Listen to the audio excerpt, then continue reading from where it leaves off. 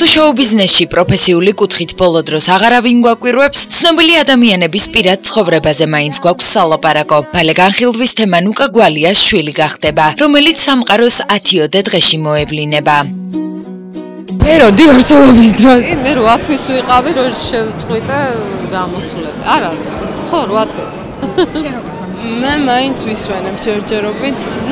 ენერგიაც არ მაქვს, რომ რაღაცა გავაკეთო და მირჩევნია დავისვენო. და როდესაც გაჩნდება პატარა ბიჭი, მე გავაგრძელო ყველაფერი. როდესაც უნდა მოგილოცოთ დედობა? 10-დან 15 თებერვალამდე. მერტის ყავა.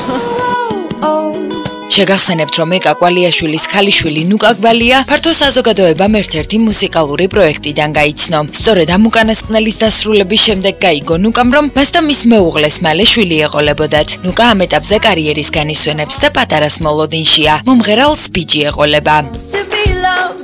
მესამე შვილის მამა კი ცნობილი მსახიობი ბესო ზანგური გახდა. ამ უკანასკნელს სასიხარულო ამბავს უკვე მესამედ ულოცავენ, რომ არ დაიბნეთ კარგად აგიხსნით. ბესოს მეუღლე ამჯერად გვანცა წულეისკირია. წყოლმა გასულ წელს იქორწინა, პატარა კი სამყაროს 2-ოდე კვირის წინ მოევლინა. ბიჭს დედის დაჟინებული მოთხოვნით ბესო დაარქვეს. უმცროსი ბესო მამის მესამე შვილია. მსახიობი ოფიციალურ ქორწინებაში 4-ჯერ იმყოფებოდა.